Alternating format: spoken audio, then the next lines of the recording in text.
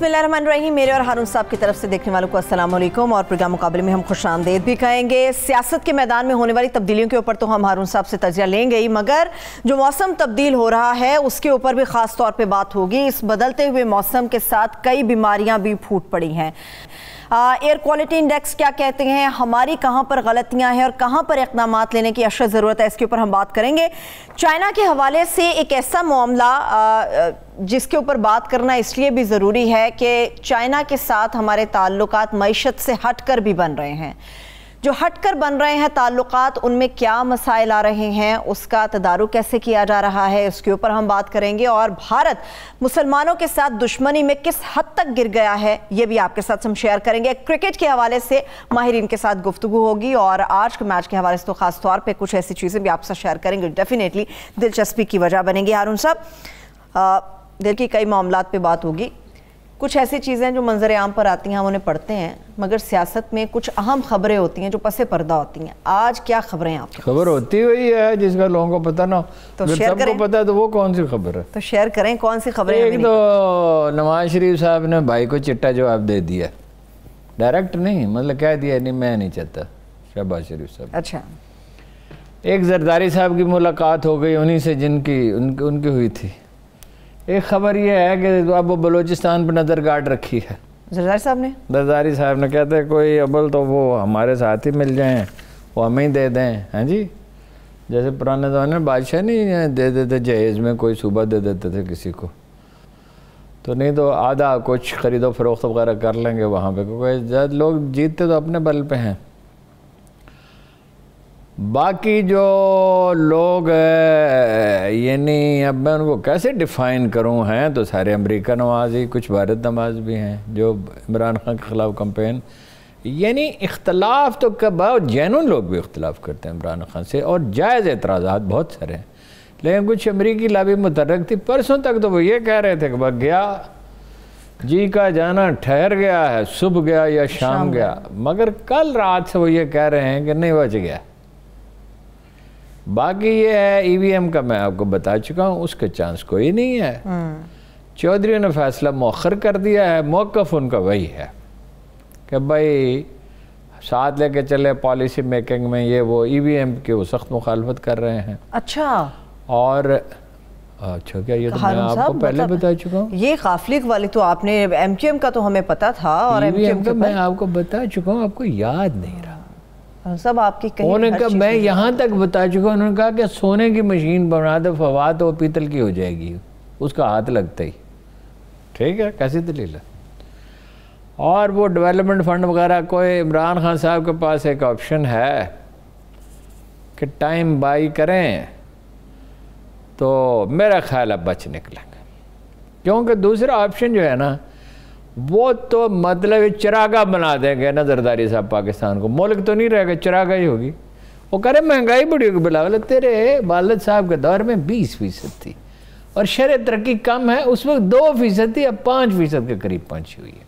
ठीक है, हालात ख़राब हैं, हालात अच्छे नहीं हैं, इसका मतलब ये नहीं है गैस तक तो चूल्हों में जल नहीं रही। गैस के ऊपर भी बड़ी कन्फ्यूजन। अच्छा, वो उस पर बाद में बात करते हैं। अच्छा, हुकूमत किसको दे दो, बिलावल को दे दें, मौलाना फजलुर रहमान को। उसके बाद अगर जिसके बस में मुल्क छोड़ के चले जाने चाहिए, अगर उसको मिले मौलाना फजलुर रहमान को, शहीदों की ज़मीनें तक तो छोड़ी नहीं। तो बाकी ये है कि भाई एक चीज़ है जिस पे एम्फेसिस होना चाहिए, ईवीएम की मुखालफत मेरी समझ से बालातर। ठीक है, फवाद चौधरी साहब कहते हैं एमक्यूएम ने ड्राफ्ट बनाया, सब कुछ उन्होंने किया, आज वो भी मुखालफत में ईवीएम के खड़े हो गए। ओ तो मुखालफत खुद थोड़ी कर रहे हैं। अच्छा, ठीक।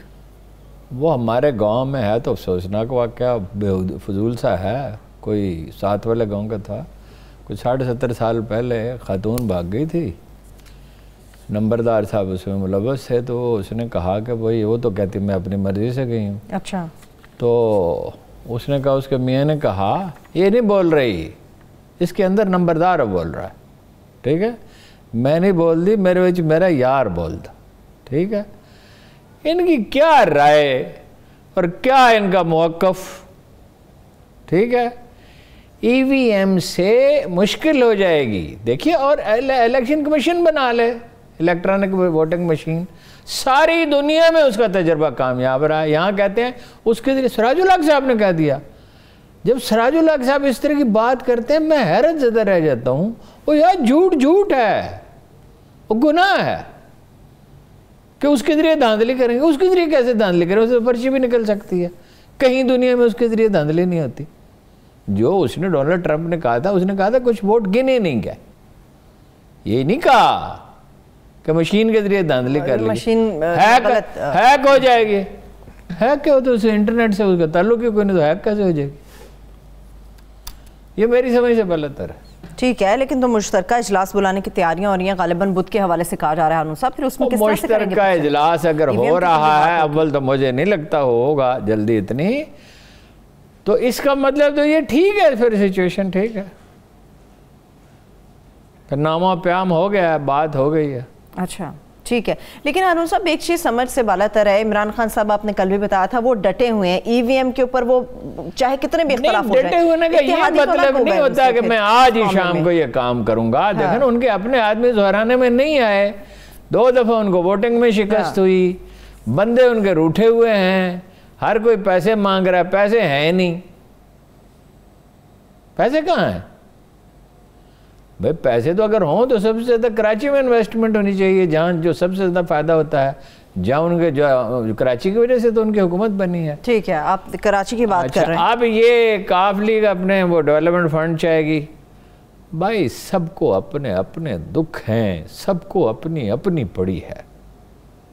ٹھیک ہے، ٹھیک ہے، ملک کا کسی کو نہیں. اگر آپ کا یہ گمان، جب یہ لوگ بات کرتے ہیں مجھے بڑی حیرت ہوتی ہے، کسی ملک کا نقصان ہے. ملک کا نقصان ہے، ان کا تو نہیں ہے نا. انہیں اقتدار چاہیے ہر ایک کو.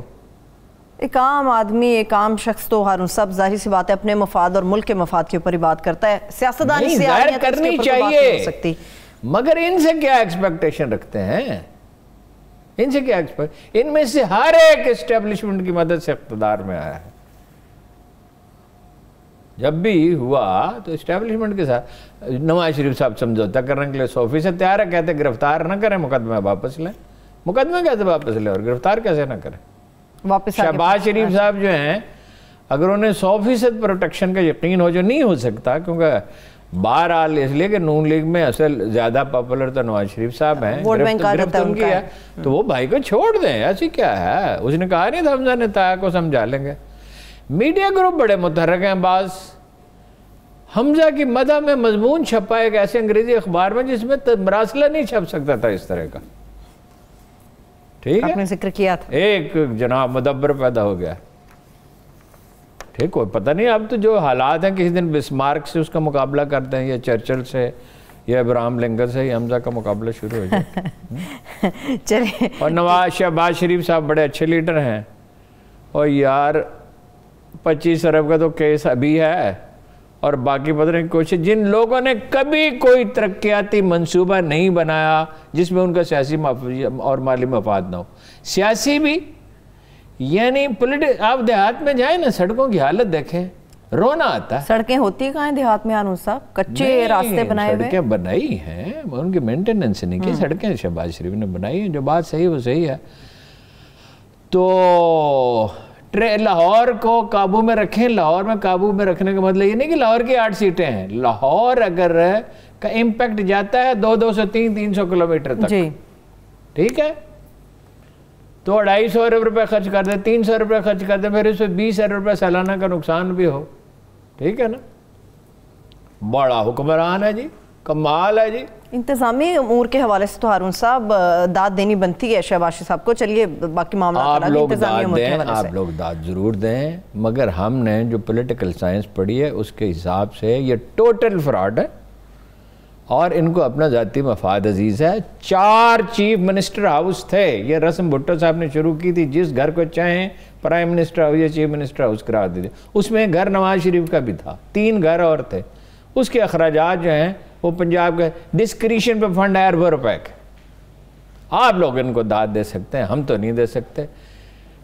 صرف ٹھیکیداری نظام میں 4-5 ارب روپے کا اخراجات ہوتے ہیں. میں نے آپ کو بتایا تھا ایک گلی گجر خاں میں جو 5 لاکھ کا ٹھیکہ ہوتا ہے، اینٹیں لگانی تھی، چھوٹی سی گلی تھی، وہ کینسل ہو گیا تو محلے والوں نے 1 لاکھ روپے میں بنا لی.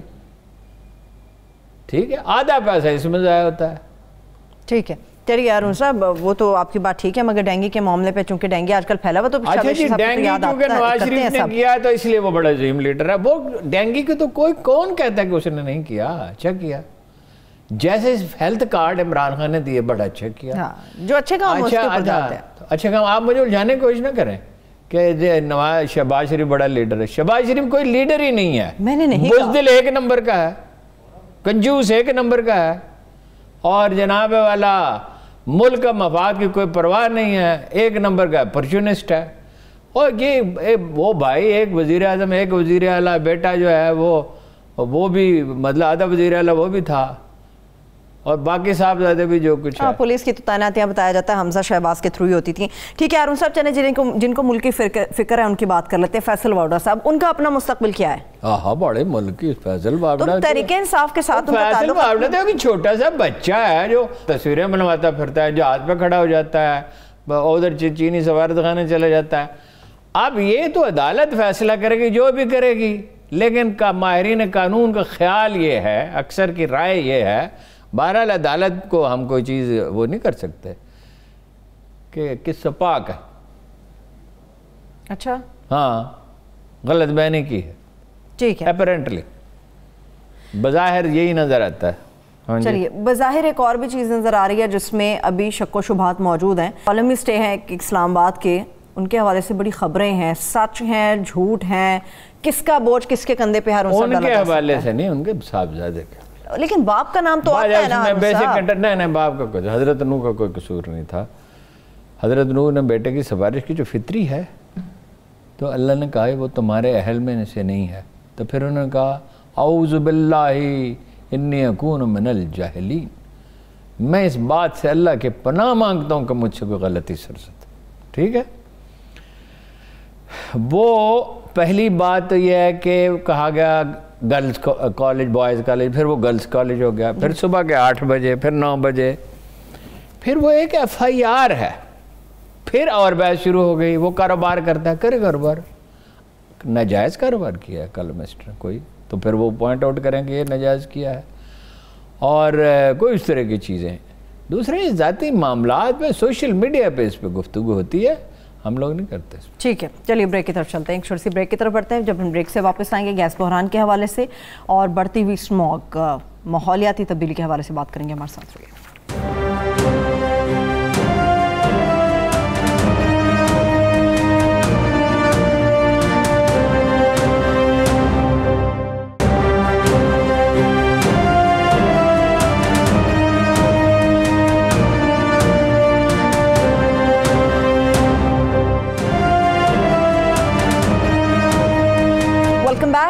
ہارون صاحب, اسموگ کے اوپر کچھ بات کرنی. جس طرح سے موسم تبدیل ہوا, یہ ابھی کا مسئلہ تو ہے نہیں, کئی سال پرانا مسئلہ ہے. اس پر باوجود اس کے جاننے کے یہ کام کیوں نہیں ہے, 4-5 سال سے شروع کام کیوں نہیں اس کے اوپر ہوا؟ پچھلے 1-2 سال میں تو بڑا کروشل ہو گیا ٹائم. کام اور کون سا ہوا ہے, اور کوئی کام ہوا ہے کہ یہ اسموگ کا آپ کو ہو جائے؟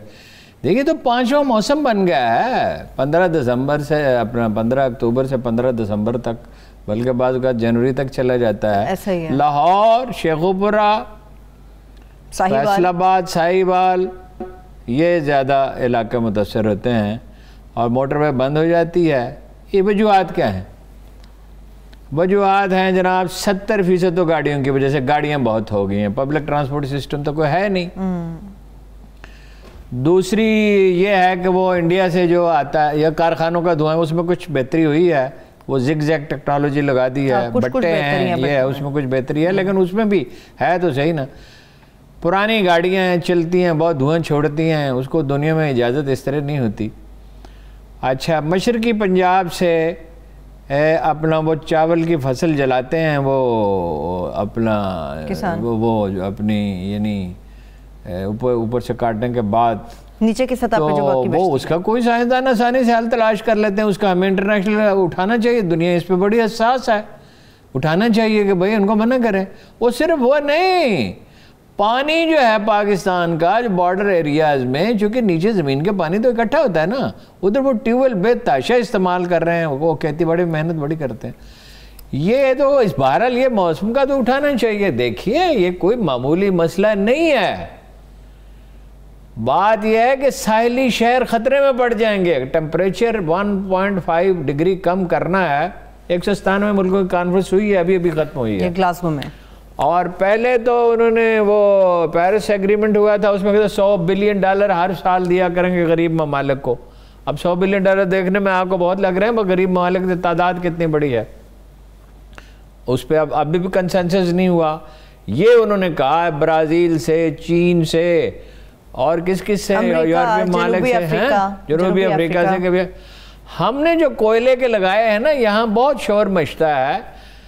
تو چونکہ وہ خاص طور پہ سوشل میڈیا پہ تو ظاہر ہے بہت ایکٹیو ہیں پی ٹی آئی والے کہ وہ کوئلے کے لگا دیے. ہمارے ہاں جو کوئلے کے لگے, پاکستان کا بہت آلودگی میں بہت برا نام ہے. اول تو انڈسٹری ہے نہیں, یہ کافی یعنی جدید ترین ہے, ٹھیک ہے, اور کوئی بہت نہیں, اور اب لگ بھی نہیں رہے مزید. اب کہتے ہیں جی پاکستانی کوئلے کو استعمال کریں, وہ اب نہیں لگ سکتے کوئلے کا. دنیا بدل گئی ہے, اس کی گیس بنا کے کر سکتے ہیں, مگر ہمارے پاس ٹیکنالوجی نہیں ہے وہ. اور اس کی گیس بنانے میں اندیشہ ہوتا ہے کہ وہ آگ پھیل جائے اور بہت خطرناک ہے, وہ بہت کیئر اس کی کرنی پڑتی ہے.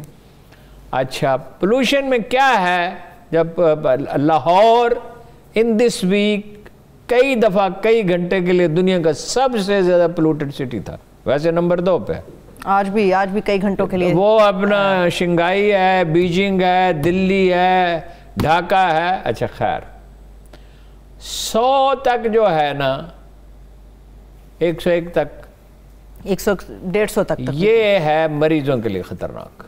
ٹھیک. پھر جو ہے 150 سے لے کے پھر 300 تک, 200 تک, یہ سب کے لیے جو ہے نقصان دہ. 300 تک کمپلیٹ. اور جب 300 سے اوپر جاتا ہے تو ہر ایک کے لیے خطرناک ہے. دل کی بیماریاں, سانس کی بیماریاں, پھر سگریٹ ہے. سگریٹ جو پاکستان میں بڑھ رہی ہے, سگریٹ نوشی دنیا میں کم ہو رہی ہے, پاکستان کے اندر اضافہ ہو رہا ہے. اچھا, اس میں صرف نکوٹین نہیں ہے. نکوٹین تو ایک ایڈکشن ہے, مرچی بھی ایڈکشن ہے, چائے بھی ایڈکشن ہے. وہ تو اس کے پیچز ملتے ہیں, وہ لگا لیں یہاں پہ کسی جگہ لگا لیں اس پہ. پھر یہ ہے کہ الیکٹرانک وہ سگریٹ ہے, اس میں صرف نکوٹین ہوگی, اس میں دوسرے زہریلے اثرات ہیں جو ہزاروں کی تعداد میں ہیں, ہزاروں کی تعداد میں. ایک معمولی سگریٹ کے اندر کتنا خطرناک. اچھا, پھر وہ دھواں جو اس میں جو چونکہ دھواں نہیں ہوتا. اچھا, تو یہ ہے ایک اس کا حل ہے اربن پلانٹیشن. اب خدا انہیں عقل دے, وہ تو کر رہے ہیں, شجر کاری تو سب سے زیادہ ہی کر رہے ہیں, لیکن شہروں کے اندر کتنی جگہ خالی پڑی ہوئی ہیں. آج میں صبح گیا تھا ایک جگہ, وہ سڑک کے دونوں طرف ساری جگہ خالی پڑی ہوئی ہے. بھئی درخت لگانے میں کیا ہے, درخت لگانے کے لیے کوئی بہت پیسے نہیں چاہیے, کام کوئی کرتا ہی نہیں ہے. تو درخت لگائیں, اربن پلانٹیشن, اور اس کے لیے دیکھیے اس میں بہت سی جابز پیدا ہوں گی, اس کے بے شمار فوائد ہیں. مصنوعی بارش کا بھی تو ہارون صاحب کہتے ہیں مصنوعی بارش, پروفیسر منور صاحب ہیں ہمارے دوست پنجاب یونیورسٹی میں, وہ یہ کہتے ہیں مصنوعی بارش جو شروع میں خرچات زیادہ ہوں گے, بعد میں کم ہو جائے گا. پہلی دفعہ 10 کروڑ روپے خرچ, کلاؤڈ سیڈنگ اسے کہتے ہیں, مصنوعی طور پہ بادل بنائے جاتے ہیں, اور وہ 15-20 دن کے لیے. تو 3 دفعہ بارش کرنی ہے نا, 15-20 دن کے لیے ایک دفعہ, 20 دن ایک دفعہ, 20 دن, تو اس سے 60 دن اگر ہو گئے تو بس ٹھیک ہے. اور ساتھ لانگ ٹرم پلاننگ کریں. پچھلے سال بھی انہوں نے کہا تھا کہ ہم ایسا سوچ رہے ہیں مصنوعی بارش کریں مخصوص حصوں کے اوپر, مگر ہوئی نہیں تھی. پچھلے سال بھی یہ صرف باتیں کرتے ہیں, یہ کام نہیں کرتے. انہوں نے پولیس کو تو بنانا تھا برطانیہ جیسی پولیس, تو پھر کیا کیا انہوں نے, عدلیہ کو ٹھیک کرنا تھا اور بہت کچھ کرنا. اب روز روز کیا دہرائیں ان باتوں کو. وہ اس ماحولیات کو تباہ کرنے میں سب سے زیادہ اسے شریف برادران کا سیمنٹ اور سریے سے ایسا عشق نہیں ہے کہ تاریخ انسانی میں کسی کو نہیں. بس وہ اپنا, پھر گاڑیاں, بینکوں کو گاڑیاں دے, اور بینک کیوں گاڑیاں دے رہے ہیں؟ پبلک 400-500 بسیں چاہیے, CNG بسیں یا وہ الیکٹرانک, وہ اب تو طرح طرح کی وہ ہو گئی. اور گاڑیوں پہ نئے اب پابندیاں لگائیں, اور مہنگی گاڑیاں تو بالکل لانے دیں. بہت پرانی گاڑیاں, بہت پرانی گاڑیاں ان کو روکیں, بند کریں, چالان کریں. پھر یہ ہے کہ بالکل جو سب سے آسان علاج ہے وہ یہ ہے. میں گیا, مجھے کسی نے کہا کہ بھئی یہ پرانی بات ہے, نہ کوئی وائرس نہ کوئی چیز, مکہ مکرمہ میں یہ پہن کے رکھنا. طواف میں مدینہ منورہ میں تو فاصلہ کچھ نہ کچھ ہوتا ہی ہے, اور تھوڑی دیر کے لیے جاتے ہیں, تب طواف میں تو 1 گھنٹہ لگتا ہے. تو سب مبتلا ہوئے, تو اس کی وجہ سے میں بچ گیا. بھئی اس کو پہننے میں کیا ہے؟ اب یہ بہانے آپ نے کبھی سنے, یا میں کبھی کبھی دفتر میں کسی کو کہتا ہوں سر ابھی کھانا کھایا, تو کھانا کھانے کے بعد منع ہے. کسی عالم دین نے آپ کو, فقیہ نے بتایا کہ کھانا کھانے کے بعد ذرا بات کر رہے تھے, بس پہننا ہی نہیں. برطانیہ میں 60-70s میں لندن شہر میں یہ حالت تھی کہ کاروں کی چھتیں کالی ہو جاتی تھی. پھر آج کے بعد کسی کو درخت کاٹنے کی اجازت نہیں ہے, کوئلہ استعمال ہوتا تھا وہ بند کیا, دوسرے ذرائع استعمال کیے. شمسی توانائی اب سستی ہے, اس پہ جائیں, ٹھیک ہے. باقی تو فیول کا تو اعتبار ہی کوئی نہیں ہے. آپ نے سیمنٹ سریے کے اوپر بات کی کہ شریفوں کو بڑی محبت سی, مگر آج سیمنٹ اور سریے کا جنگل بن گیا لاہور شہر. تو یہ جو مافیا اٹھ کھڑا ہوا ہے, آپ سمجھتے ہیں یہ صحیح ہے, جنہوں نے اتنی مہنگائی کر دی ہے؟ ہارون صاحب, ایک عام آدمی اپنا گھر نہیں بنا سکتا. مہنگائی کا آلودگی سے کیا تعلق؟ ظاہر سی بات ہے, جب مہنگا ہوگا, گھر نہیں بنیں گے, تو کسی حد تک یہ چیزیں کنٹرول میں آئیں گی. گھر تو بننے نہیں چاہیے اس طرح جیسے ہم بنتے ہیں, یہ تو ہم حماقت میں مبتلا ہیں. یا کنکریٹ کے گھر بنانے کی کیا ضرورت ہے جی؟ امریکہ میں تو کنکریٹ کے گھر نہیں بنتے, 8-8 منزلہ عمارتیں لکڑی کی بنتی ہیں. موسم کا آپ کو پتہ ہے, آپ سے کس نے کہا؟ موسم تو مٹی کے اگر گھر ہوں, اچھا, یا لکڑی کے گھر ہوں, یا یہ جو آرٹیفیشل چیزیں استعمال ہوتی ہیں, یہ کوریا میں ہیں, چینی کمپنیاں ہیں, تو اس میں موسم کا اثر کم ہوتا ہے. اور لکڑی آپ کا کیا خیال ہے, اس میں بڑی قیمتی اگر لکڑی بھی ہوئی استعمال, کون سی ہوتی ہے؟ پاپولر کا درخت کو اگر 3 انچ موٹی لوہے کی پلیٹ ہو دروازے جتنی بڑی, اور 3 انچ کی نیچے اور 3 انچ کے اوپر, اس کو دبایا جائے, تو اس کی جو قیمتی اور سستی لکڑی میں فرق کیا ہوتا ہے کہ وہ اس کے وہ قریب ہوتے ہیں, کیا اس کو کہیں, ذرات یا جو بھی, جو مہنگی ہوتی ہے, اور اس کو دبا کے تو بالکل ویسی قیمتی وہ لکڑی جو ہے وہ اتنی ہی, یعنی وہ بن جاتی ہے مضبوط, اور وہ اس کا خرچ آدھے سے کم ہے اس مکان کا. اور پھر یہ ہے کہ وہ اس لکڑی کے اوپر اگر آتش زنی کا خطرہ, اسبسٹاس کی ٹائلیں لگا دی جاتی ہیں, موسم سے بھی بچت ہوتی ہے. پھر یہ محترمہ لاشاری ہیں, انہوں نے گھر بنائے ہیں, وہ تھر سے کچھ مشابہت رکھتے ہیں. اچھا وہ 50,000 میں سے لے کے 1 لاکھ روپے میں مکان بن جاتا ہے. لیکن ہم تو دکھاوے کے لیے مکان بناتے ہیں. میں تو ایسے مکان دیکھے ہیں کہ در و دیوار کی ایسی آرائش ہے کہ آدمی دنگ رہ جاتا ہے, بھئی یہ کس لیے کی ہے. اور گھر, آج ایک صاحب نے مجھے کہا کہ ایک مکان ہے, میں ایک دوست کو ضرورت تھی, تو میں نے کہا میرا خیال ہے 3 کروڑ روپے کا مغالطہ مجھے ہوا. اس نے کہا 1 کنال کا گھر 6 کروڑ روپے کا. اور اس قدر دکھاوا ہے اس میں.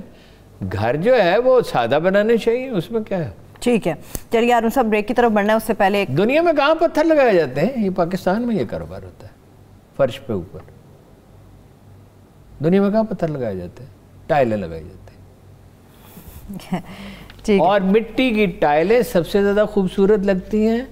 اب بھی ان کی کاسٹ جو ہے وہ 200-250 روپے فٹ سے زیادہ نہیں ہوگی. بڑے پیمانے پر بنے تو اور کم ہو جائے گی.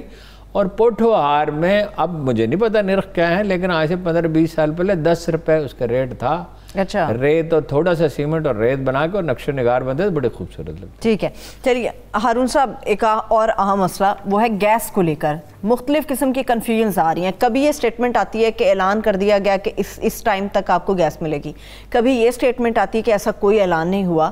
یہ گیس بحران ہے, یہ کیا مطلب کہہ رہے ہیں کہ 3 وقت میں آپ کو ملے گی گیس, پھر کہتے ہیں نہیں پوری آپ کو گیس ملے گی, اس کا مسئلہ کیا ہے؟ کوئی کنفیوژن نہیں ہے. پچھلی دفعہ کیا تھا, صبح دوپہر شام گیس ملتی تھی. اب آج کل چونکہ ایشوز جو ہیں بنائے بھی جاتے ہیں, اور میڈیا بھی بناتا ہے, اور بیان بازی بہت ہوتی ہے, سوشل میڈیا بھی زیادہ وہ ہو گیا, متحرک ہو گیا.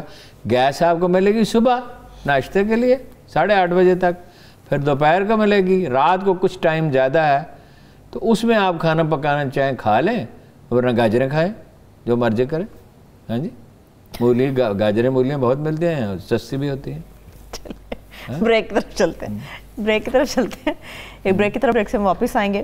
تو چائنا کے حوالے سے جس طرح سے میں نے پہلے بیان کیا کہ چائنا کے حوالے سے ایک ایسا حساس موضوع ہے جس کے اوپر ہمیں بات کرنا ضروری ہے، وہ آپ کے ساتھ شیئر کریں گے. اور بھارت مسلمانوں کے ساتھ دشمنی میں کس حد تک جا چکا ہے، اس کے اوپر بھی بات کریں گے. ہمارے ساتھ رہیے.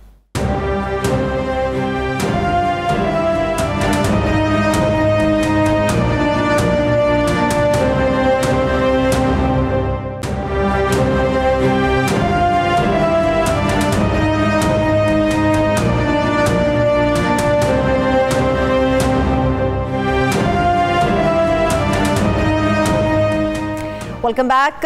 پروگرام میں آپ کو دوبارہ سے خوش آمدید کہیں گے. کئی موضوعات ہیں، کرکٹ کے حوالے سے بات کر لیتے ہیں. اور کرکٹ کے حوالے سے T20 ٹرافی جب سے شروع ہوئی ہے، یہ سیریز شروع ہوئی ہے، تب سے ہمارے ساتھ عامر خاکوانی صاحب کرکٹ ایکسپرٹ بھی ہیں، کالمسٹ بھی ہیں، اور بڑے زبردست قسم کے یہ تجزیے دیتے رہے ہیں کرکٹ کو لے کر.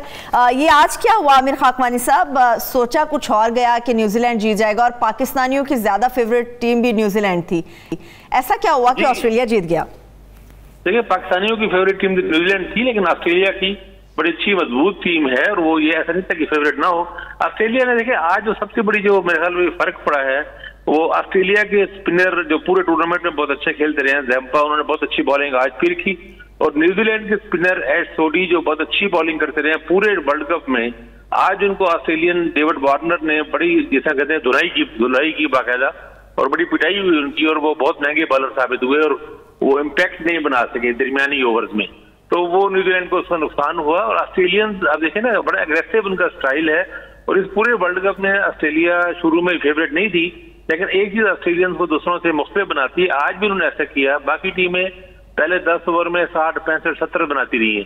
آسٹریلین شروع سے ہی 80 85 90 کرتے رہے ہیں، تیز کھیلتے رہے ہیں. آج بھی انہوں نے اگریسو کھیلا ہے. ان کے اندر ایک جارحانہ انداز ہے، اور وہ جارحانہ انداز میں کھیل کے میچ جیتتے رہے ہیں. ٹاس بھی آسٹریلیا جیتی، پچھلے میچ جو ٹاس آسٹریلیا جیتی ہے، ٹاس کا بھی فیکٹر آسٹریلیا کے حق میں گیا. نیوزی لینڈ نے کی طرف سے بہت اچھی بیٹنگ کی، ان کے جو کیپٹن ولیمسن نے بہت ہی شاندار اننگز کھیلی، لیکن مجھے لگتا ہے کہ آخری 4 اووروں میں نیوزی لینڈ کو 15-20 رن اور بنانے چاہیے تھے. ان سے اس طرح ہٹنگ ہوئی نہیں. ان سے آخری 4 اوور میں صرف 36-37 رن بنے، حالانکہ 4 اوور میں 50 تک رن بن رہے ہیں آج کل آخری اووروں میں.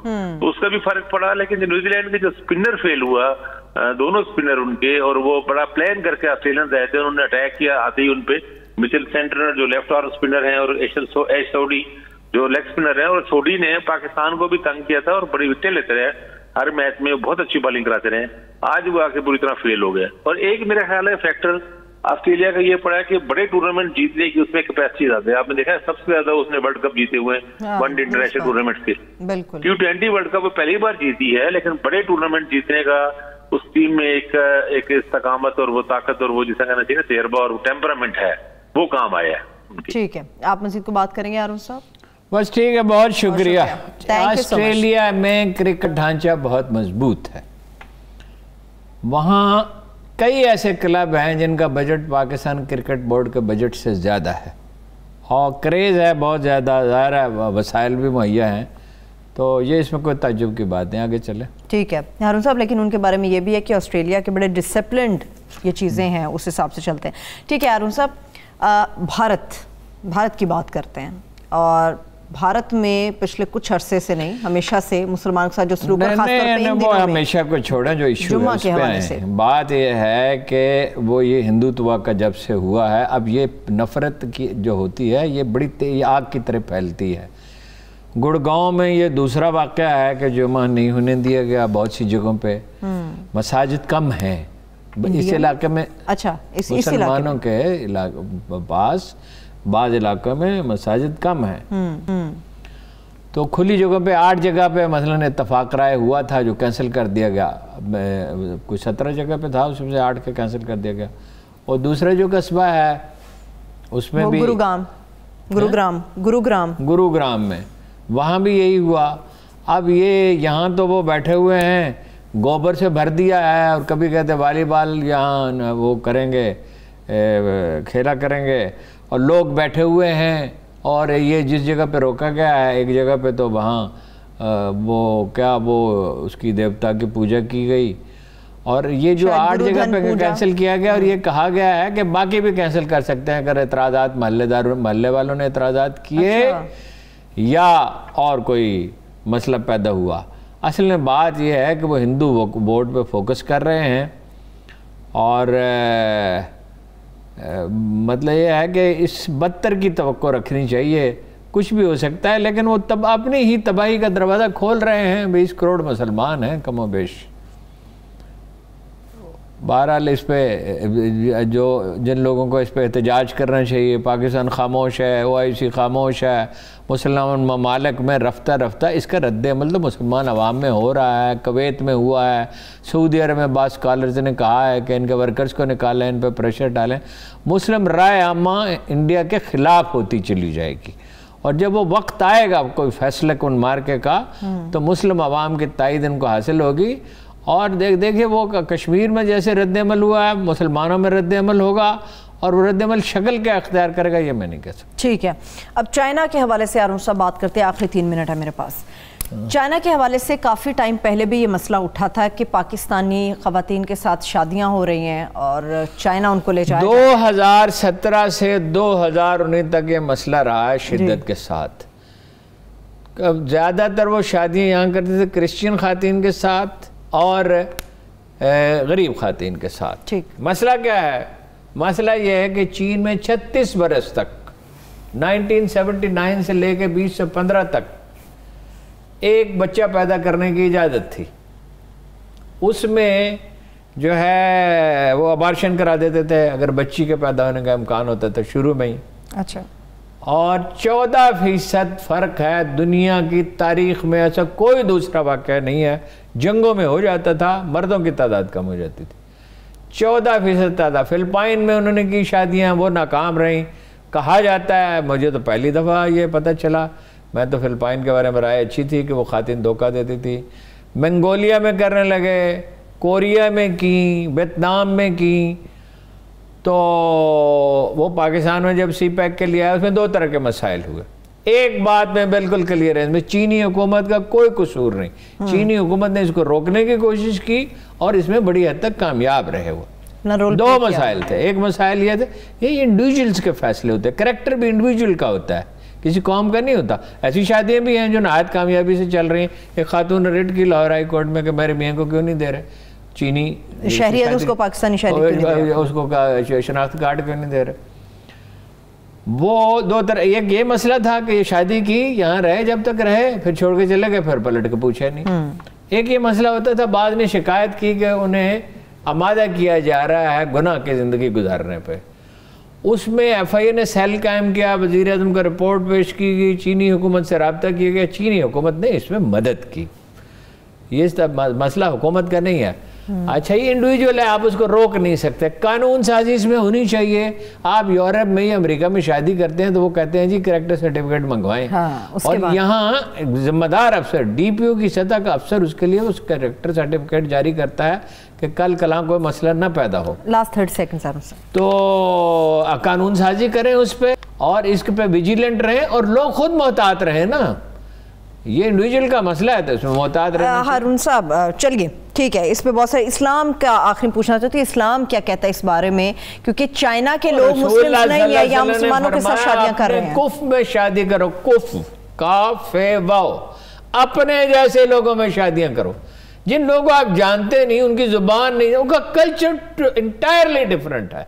آپ چین جائیں تو آپ حیران رہ جائیں گے, وہ ایک اور طرز زندگی ہے, اس میں ساتھ آپ ایڈجسٹ ہی نہیں کر سکتے. ٹھیک ہے, بہت شکریہ, تھینکس سو مچ ہارون صاحب. دیکھنے والوں کا شکریہ, اپنا خیال رکھیے, اجازت دیجیے, اللہ حافظ.